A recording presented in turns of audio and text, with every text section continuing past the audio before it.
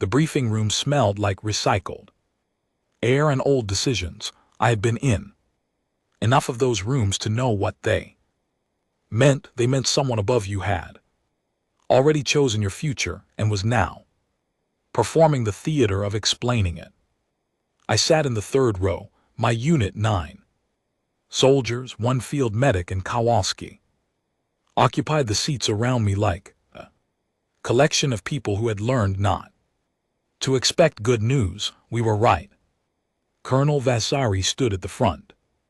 Behind him, the display screen showed a star map I did not recognize with 2 territories marked in red and blue, pressing against each other along a border that looked like it had been drawn by someone who enjoyed suffering.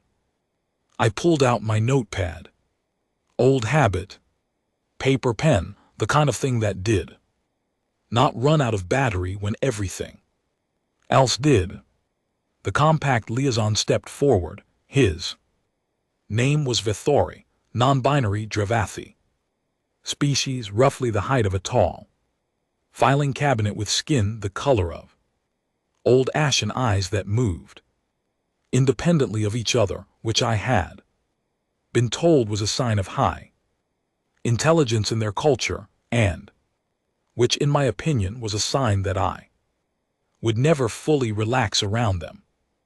Vithori began speaking. The translation unit on my collar converted it into flat, precise English with a half-second delay that always made conversations feel like talking to someone just slightly too far away. The fourth conflict, Vithori said, has persisted for 107 of your years.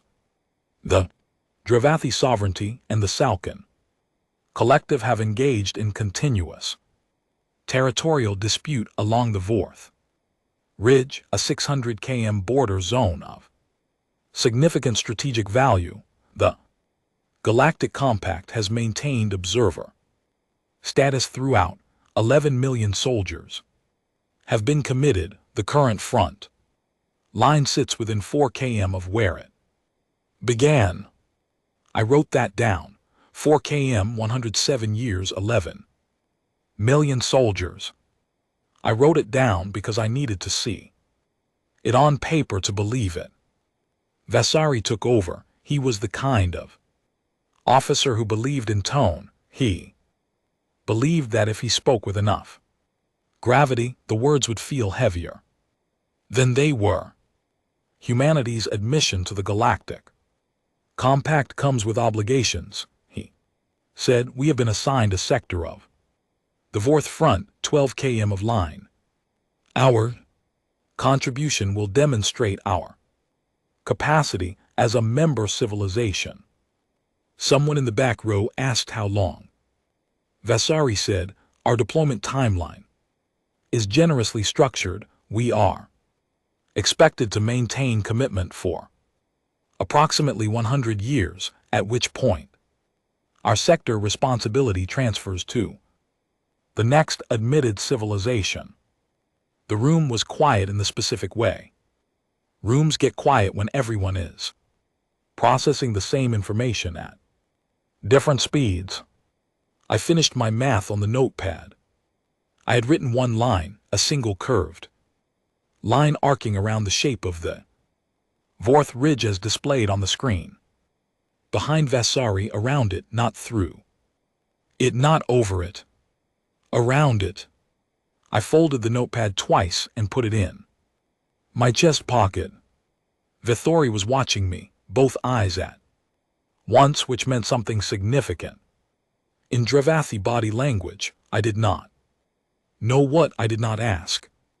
Vasari continued speaking. He used words like honor and responsibility and contribution. I have nothing against those words in other contexts. In that room, they tasted like the recycled air, like something that had been breathed before.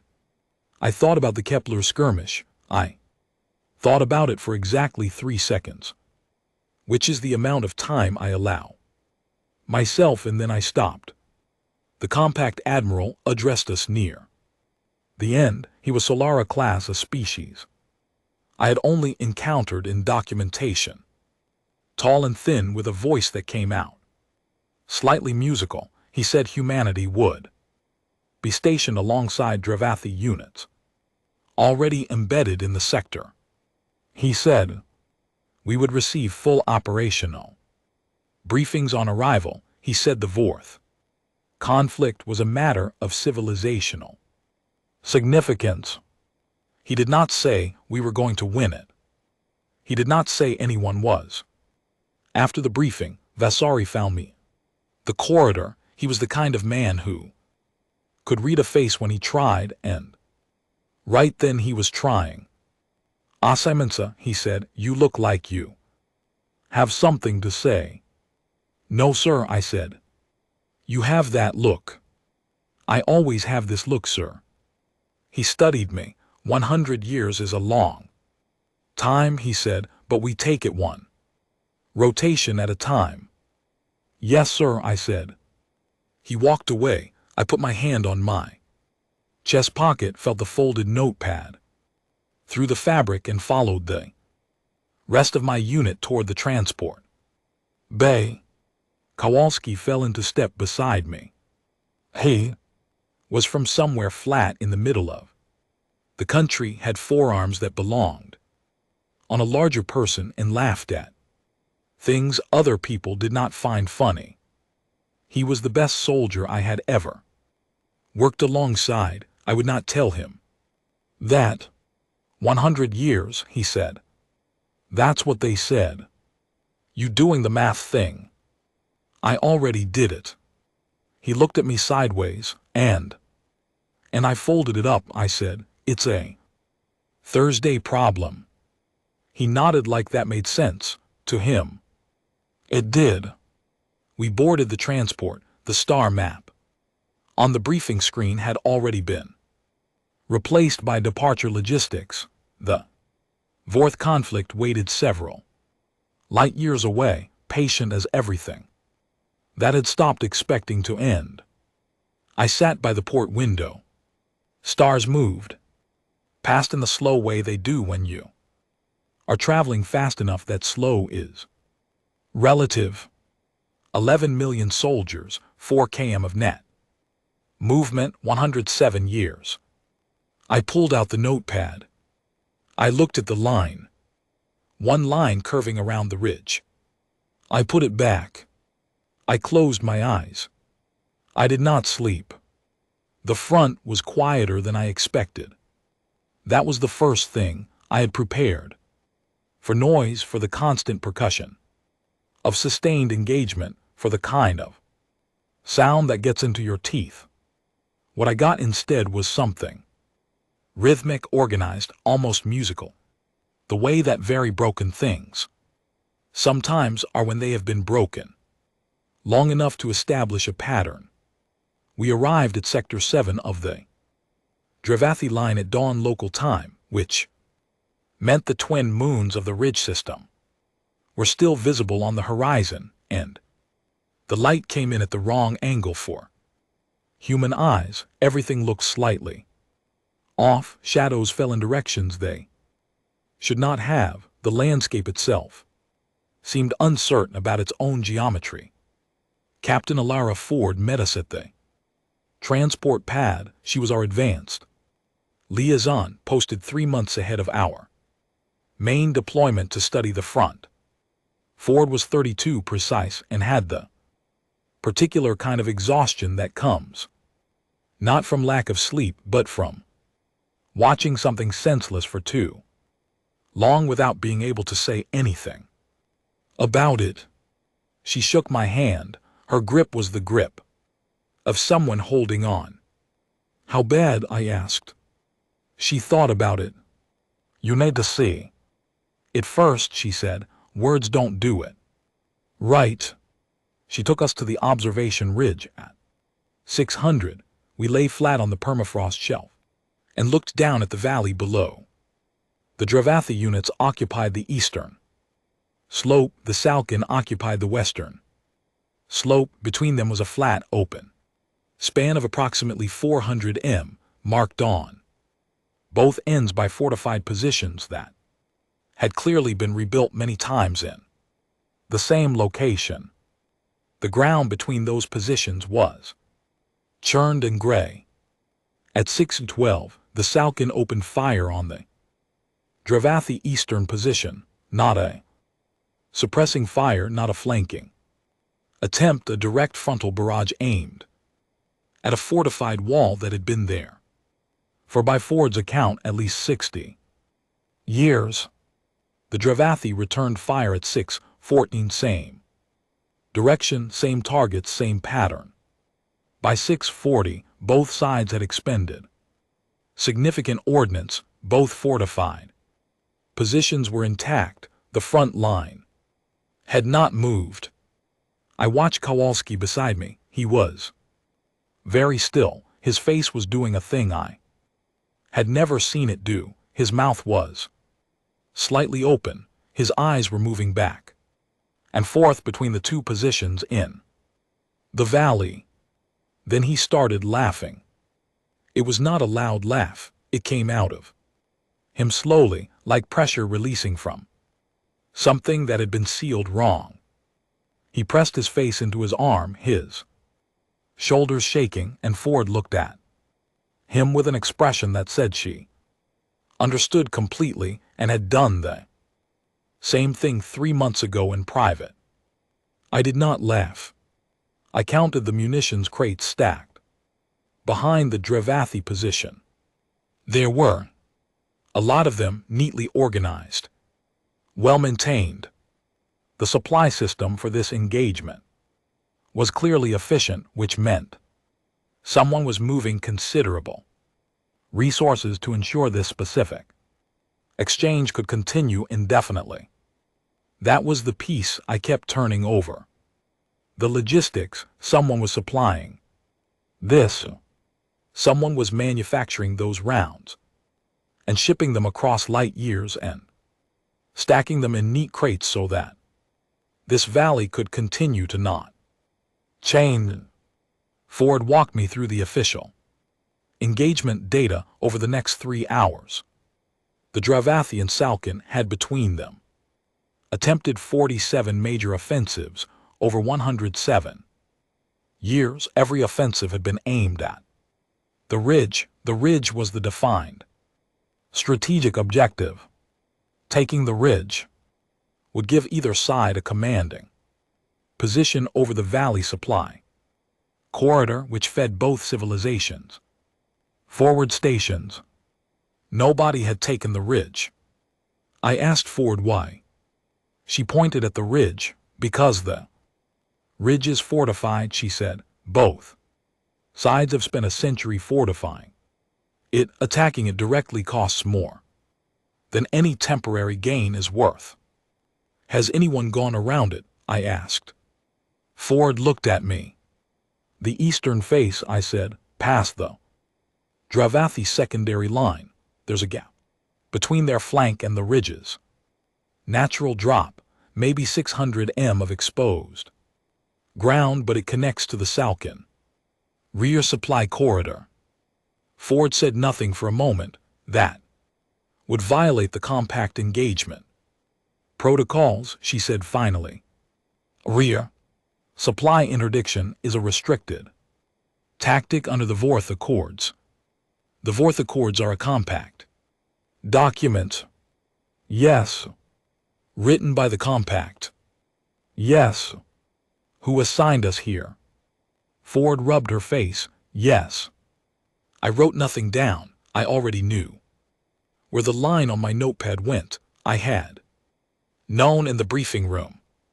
That afternoon, Vithori arrived at our forward position. They had been assigned as our compact liaison for the duration of our deployment, which meant they were responsible for ensuring we operated within established parameters and for filing reports when we did not. They greeted me with the double-I focus that I still had not decoded. Sergeant Asemensa, they said, you have questions? I always have questions, I said. Right now, I have one specific one. Proceed. Why hasn't anyone attacked the Salkin? Supply corridor.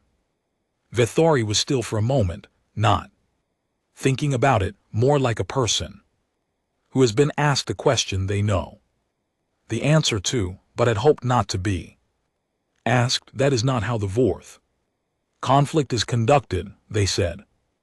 I looked at them, they looked at me, one eye, then the other, then both. With respect, I said, that is not an answer, that is a description of a habit. Vethori said nothing. 11 million soldiers, I said, 4 km of movement, 107 years. Has anyone ever asked why? Vethori looked out toward the valley. The evening engagement had begun, right on schedule, the same barrage, the same return fire, the same result. From a distance, it looked almost ceremonial.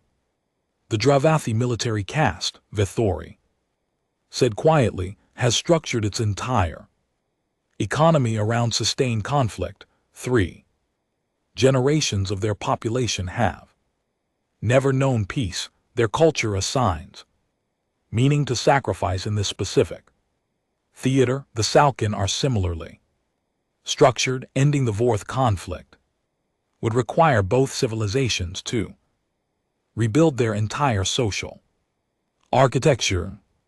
I listened, I let it settle. And the 11 million, I said. Vethori did not respond. Were they told that? I asked. When they were sent here, were they told the war was the point? The evening barrage continued below us, patient and precise, hitting the same walls it had been hitting for longer than I had been alive. Vethori turned away. You should eat, they said. The next engagement cycle begins at 400. I went back to my tent. I took out the notepad. I unfolded it. I looked at the line for a long time, one curve around the ridge. Not elegant, not complicated, obvious. The way things become obvious once someone draws them. I picked up the pen. I began writing. Not a letter, not a report. A proposal. Kowalski found me at midnight still writing. He looked at the pages. He looked at me. He pulled up a crate and sat down. This what I think it is, he said. Depends what you think it is. He read the first page, then the second. He put them down and looked at the wall of the tent for a while. They're going to say no, he said.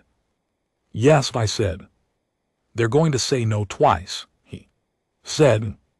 Probably 3 times, I said. He nodded slowly, and then I folded the pages, put them with the notepad. And then it's a Thursday problem, I said. He almost smiled, almost. Outside, the night was quiet in the way that places get quiet when they have stopped expecting anything to change. I was not planning on being quiet. The first rejection came from Major Gideon Hale, our immediate commanding officer, who read the proposal with the expression of a man watching a car drive off a perfectly good road into a field. On purpose. He said it violated 6 compact protocols. He said it would destabilize the established engagement framework. He said it was, and I am quoting him directly, aggressively creative in a context that does not reward creativity. I thanked him for his time. The second rejection came from Colonel Vasari, who had clearly already spoken. With Hale, Vasari was more diplomatic. He said the proposal showed excellent tactical thinking and that in a different context it would merit serious consideration. He said the Vorth Accords existed for reasons that extended beyond battlefield efficiency. He said humanity was new to the compact, and new members did not immediately rewrite the rules of every room they Walked into. I asked if he wanted me to file it, formally or just discard it. He paused, then he said, file it. Formally. That was the tell. Vasari had more going on behind his eyes than his speech had suggested. He knew what formal filing meant. It meant it existed on record. It meant it could be retrieved. 2 days later, Ford came to find me. She had the look of someone who had done something she was not certain she should have done. Vasari forwarded it to the Compact Strategic Review Committee, she said, and they rejected it in 14 minutes. I said nothing. 14 minutes, she said again, for a proposal that took you 11 hours to write. They did not read it. I looked at her. Vasari filed a field authorization request this morning, she said quietly. His personal authorization. He is putting his career on it. I did not say anything about that either. I put my hand in my chest pocket. The notepad was there. Vasari called me in at 800. He was standing at his field desk, looking out the narrow window at the valley where the morning engagement had already begun, same as every morning, same as it had been for 107 years. He did not look at me when I entered. Field authorization is approved, he said. You have operational latitude. Within Sector 7, you will not receive compact endorsement. You will not receive Dravathi cooperation. You will likely receive a formal inquiry afterward. Yes, sir, I said. You have 48 hours, he said. After that, I have to file a status report, and I will have to describe what happened, which means whatever you plan to do needs to be done. He looked at me then, just for a moment. His face said several things he was not going to say out loud. Understood, sir, I said. I went and got Kowalski. We had 11 soldiers and 1 medic. We had our standard field equipment. We had the element of complete surprise. Not because we had done anything clever, but because no one in 107 years had tried what we were going to try, which meant there was no defense prepared for it. The plan was not complicated. Complicated plans are for situations with more time. The Salkin supply corridor ran behind the Western Ridge face, feeding their forward positions through a series of relay depots spaced roughly 40 km apart. Those depots were not fortified. They were not fortified because no one had ever gotten near them. The Vorth Accords prohibited rear supply interdiction, which meant the depots existed in what amounted to a protected zone, not by armor or defensive position, but by 107 years of everyone agreeing not to look directly at them. We were going to look directly at them. Kowalski had been studying the terrain maps for 36 hours. He found the gap I had marked on my notepad, the 600 m of exposed ground along the eastern ridge drop that connected through 2 km of rough terrain to the backside of the Salkin line. Exposed, yes. Watched, no, because watching it would imply someone might use it. We moved out at 200 on the second day. No announcement. Ford Snorts watched us go from the perimeter edge. Her face was unreadable, which was its own kind of answer. We crossed the exposed section in 18 minutes. Kowalski set the pace, which was the pace of someone who understood that hesitation and speed have the same enemy. The terrain beyond was rough in the specific way of places that have been ignored, not destroyed, not defended, just overlooked.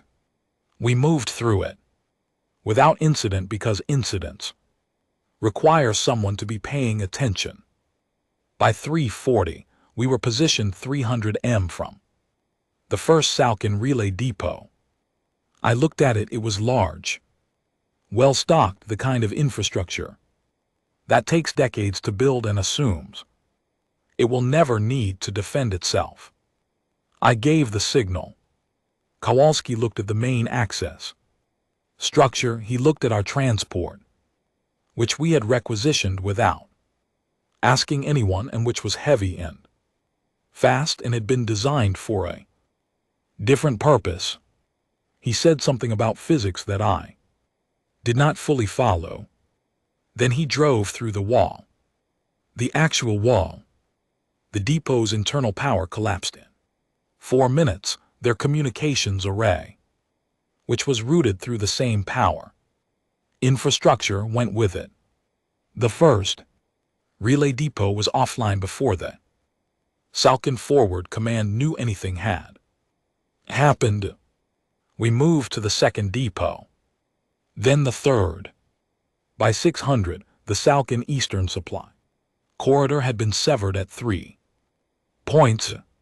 Their forward positions were running on stored reserves. Their communication with rear command was fragmented, routing through backup systems that had not been tested under actual load.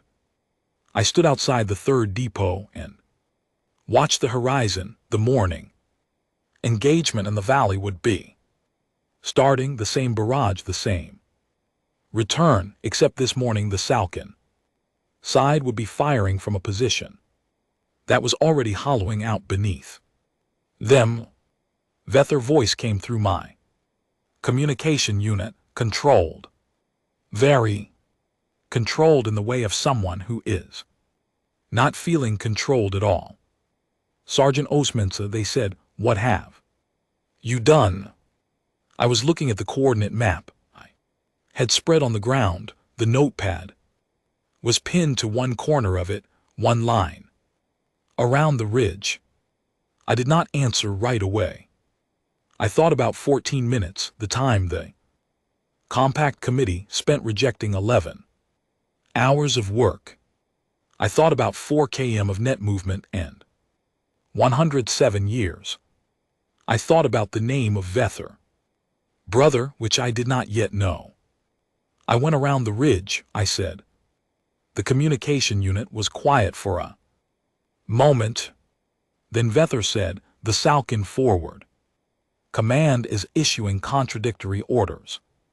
Their units do not have protocol for this situation. I know, I said. The Dravathi are attempting to resume the standard engagement cycle. Vether said their command structure cannot process what is happening. They are filing the morning barrage as scheduled. I know, I said. This is, Vether started again. Sergeant, the Salkin Eastern Command has opened a frequency, emergency contact, first direct communication with Dravathi High Command in 107 years.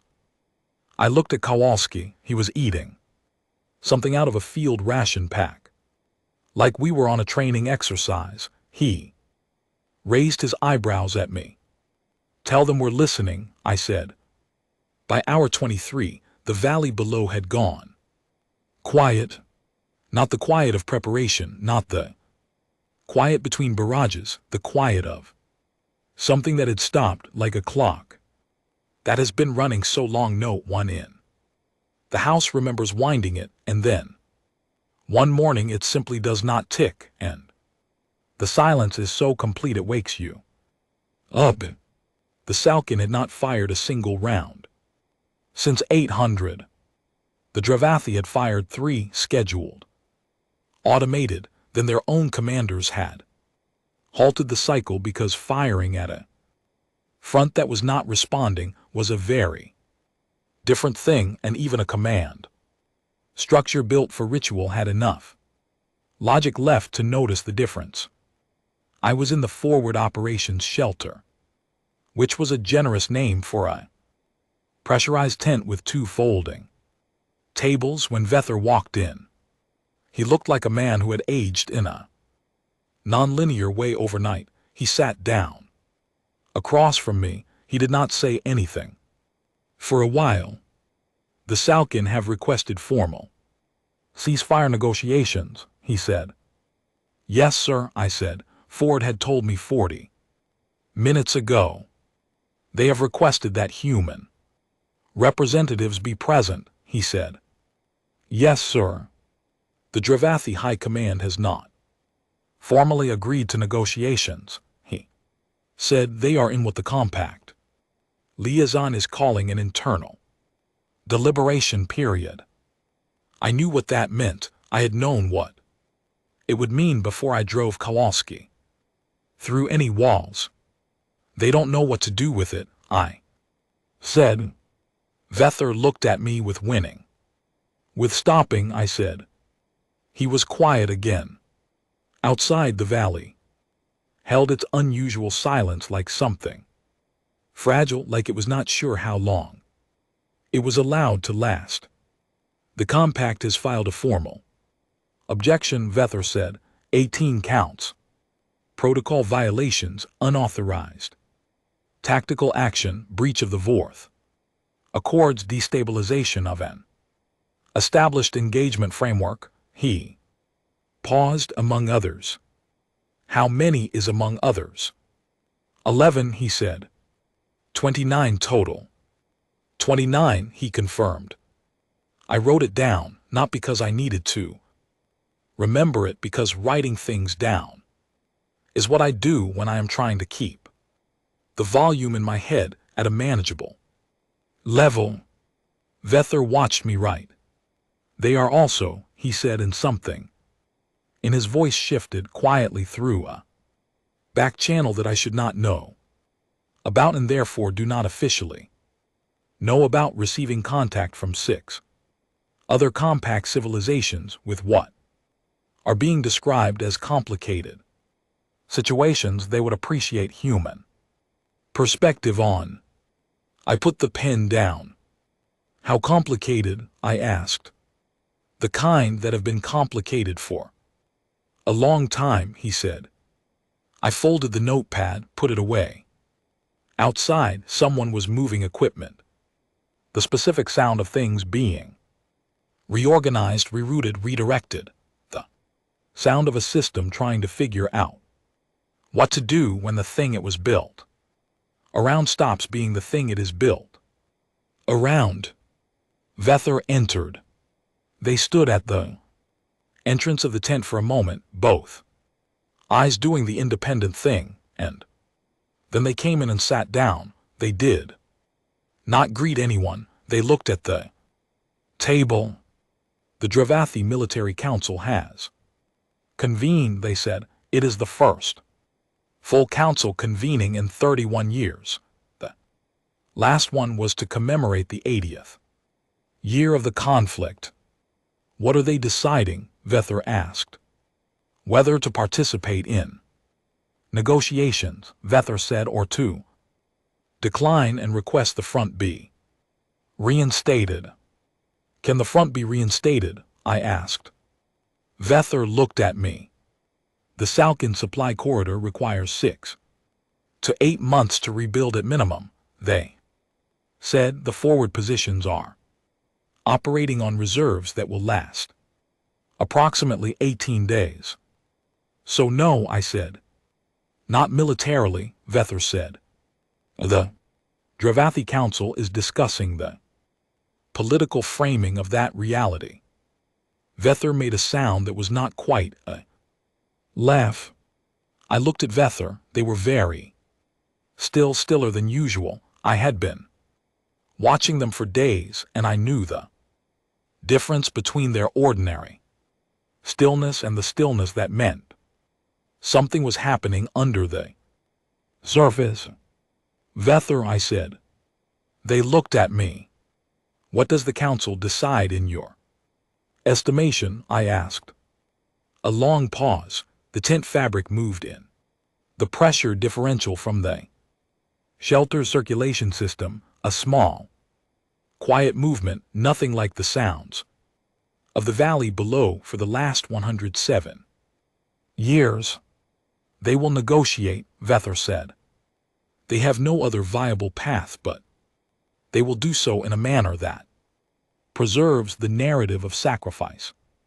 They will reframe the conflict's end as a strategic culmination rather than a collapse. They'll call it a win, Kowalski said, from the back of the tent where I had not noticed him until he spoke. They will call it a completion, Vasari said. Kowalski made a sound of acknowledgement and went back to whatever he was doing. I filed my after-action report during the first hour of the ceasefire proceedings, sitting in the back of the formal negotiation shelter while compact representatives and Dravathi and Salkin delegates arranged themselves around a table that had been assembled so recently you could smell the fabrication materials. I had a field tablet on my knee. I filled out the standard forms: unit movement, tactical actions, outcomes. Under the outcome field there was a drop-down menu, standard options. It did not have an option for what had happened. I selected the closest one and typed an addendum. The addendum was 3 sentences long. I reread it and deleted 2 of them. The third sentence said, the engagement was resolved through interdiction of rear supply infrastructure and subsequent collapse of forward operational capacity on the Salkin side. I filed it. The negotiations lasted 22 hours. I was present for 6 of them, then rotated out so Ford could sit in. Vasari stayed the full duration, which I respected without saying so. The Salkin delegates were different from what I had expected. I do not know what I had expected. After 107 years, I think I had built them into something larger. In my mind, they were not large. They were a species that moved slowly and spoke with elaborate ceremony and smelled faintly of something metallic. And they were exhausted in the way that people are exhausted when they have been doing something for too long and knew it, and could not find the door. One of their senior delegates, whose name translated roughly as advocate Aaron, spoke to our section of the room. During a recess, the translation unit struggled slightly with their dialect. You fight, Advocate Aaron said, as though you wanted to finish. I looked at them. Yes, I said, that is how we fight.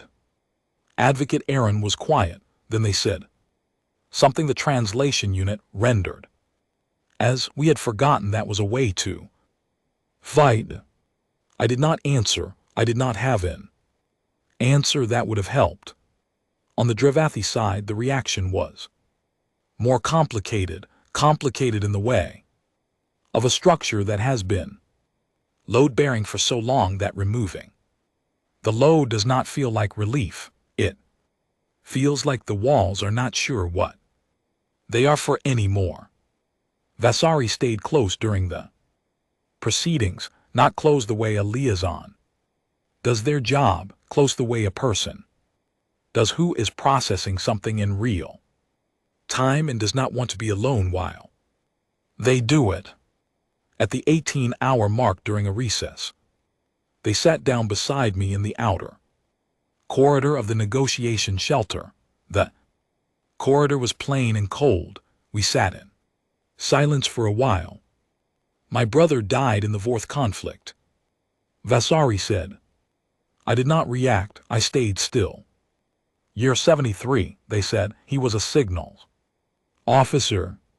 His position was in the eastern Sector 2, ridges north of Sector 7. I looked straight ahead. We were told it was necessary, Vasari said, that the defense of the ridge required sustained commitment, that the sacrifice had meaning. I said nothing. Was it, they said, necessary? One beat two. No, I said. The corridor was very quiet. We did not look at each other. The proceedings resumed. We stood up and went back in. Vasari found me at the 20-hour mark, looking like someone had pressed every expression out of his face and left it plain. The compact has scheduled a formal inquiry, he said. My authorization is under review. I know, I said. They're saying I exceeded operational mandates. You did, I said. He looked at me. You also ended a 107-year war, I said. He was quiet for a moment, then we ended it. No, sir, I said. You signed the authorization. That's the part that mattered. He did not argue. He was not the kind of man who argued with accurate statements. The inquiry is scheduled for the compact's next fiscal review cycle, he said, approximately 6 of our years out. That's a Thursday problem, I said. Vasari almost smiled, almost. Hour 48 came like all the hours before it, except that it was the last one with a number attached to anything. After that the count stopped. The front was silent. The fourth accords were being formally amended. The compact inquiry was filed and pending. The Drevasi Council had issued a statement describing the conflict's resolution as a strategic transition in terminology that was technically true and spiritually misleading, which was probably the best outcome available.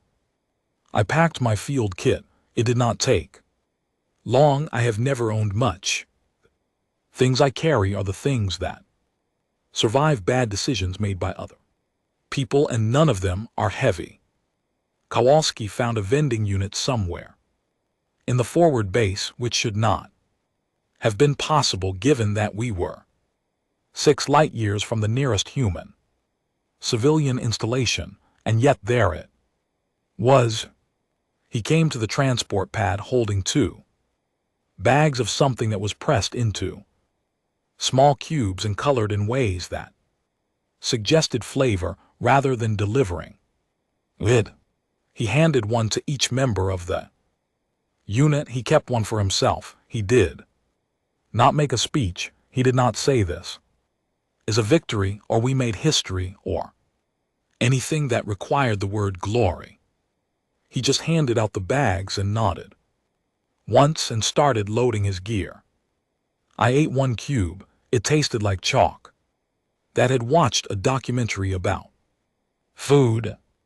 It was the best thing I had eaten in 4 days. Ford was the last one at the transport pad. She had stayed for the final hour of the negotiations and came out looking the way you look when you have watched something large and slow finally stop moving. She shook hands with me. Her grip was different from the grip she had given me when we first met. That first grip was holding on. This one was just a grip. What happens now? She asked. For the Drevasi. For us, she said. I thought about 6 other civilizations and their complicated situations. I thought about a compact inquiry scheduled for 6 years out. I thought about Vasari's career and the 29 protocol violations and the formal objection filed in 18 official categories. The compact files their paperwork. I said we go home, then they ask us about the complicated situations. And we help, she asked. We look at them, I said, which is all it usually takes. Ford nodded. She looked at the valley. One more time. The twin moons were visible again, same angle as when we arrived. The wrong light making shadows fall in directions they should not. I keep thinking about the depot, she said. Nobody guarded it. 107 years, and Nobody put a single defensive position between it and the rest of the conflict, because nobody thought anyone would go there. I said, "That's what I keep thinking about," she said. She got on the transport. I stood on the pad for one more minute. The valley below was the same valley it had always been, great churned ground. Between two slopes, two sets of fortified positions that had been hitting each other at the same coordinates for longer than most human governments had existed. 11 million names. 11 million names, and the line between them had moved 4 kilometers. I reached into my chest pocket. The notepad was there, folded the same way it had been since the briefing room. I took it out, unfolded it. The paper was worn at the creases from being folded and unfolded enough times. Line was still there, one curve simple. Around the ridge. A child could have drawn it. That was the thing I kept coming back to, not the supply corridor logistics, not the communication blackout, not the physics of what Kowalski did to 3 walls in sequence, the line, the simplest possible answer to the simplest possible question which nobody had asked for 107 years, because the question had stopped being a question, it had become a given. The ridge is the objective. The ridge is contested. The ridge cannot be taken. Nobody asks why you cannot go around a thing that everyone has agreed cannot be gone around. I put the notepad back in my pocket. I got on the transport. Kowalski was in the seat beside mine, working through his second bag of chalk cubes. He offered me one. I took it. We lifted off. The valley fell away below us, and then the ridge, and then the whole theater of the Vorth conflict was a patch of gray on a larger gray landscape on a planet that was getting smaller through the port window. I thought about Vether message. It came in at hour 46, just before the final signing. Personal frequency, no text, just an attachment of file names. Dravathi names from year 73 alone. Just 1 year. Just 1 year of 11 million. Compiled and transmitted in a single file with no message attached, no explanation, no contact, no demand for anything. I had opened it. I had read the first 3 names, then I had closed it. Not because I could not handle it, because I could, and that was almost worse. I kept the file. It was in my kit. I would read more of it when I was ready. Then more. It would take a long time. That felt correct. Some things should take a long time. The compact inquiry would cost Vesari his command, probably. He knew that when he signed the authorization. I did not know how to account for that in any ledger. I understood some costs do not have a category in the standard forms. Hale had already been reassigned. Quietly, sideways, the kind of reassignment that means no one is saying you were wrong in public, but also no one is inviting you to the next briefing. The 6 civilizations with complicated situations had, through the same back channel Vesari was not supposed to know about, made contact with the compact Human Integration Office. The office had forwarded the contacts to Earth's diplomatic corps. The diplomatic corps had, as of our departure, not yet figured out how to respond to them. They would. That was also a Thursday problem. And Thursday had a way of arriving. I looked out the port window. The stars were moving the slow way again, relative to fast. Kowalski said, "You're going to be okay." I looked at him. "When we get back," he said, "you're going to be able to just be there." It was a real question, from him all. Questions are real, he does not ask the other kind. I don't know, I said, probably. He nodded. That was enough for him, it was almost enough for me. I took the notepad out one last time. Looked at the line. One curve, around a thing everyone had. Decided was a wall, 48 hours, 107 years. 11 million names and 4 kilometers and one filing cabinet full of compact protocols and 29 violations, and the smell of recycled air in a briefing room, where someone above me had already decided my future. One line. I refolded the notepad, put it away. I kept it. I keep all the things that are true.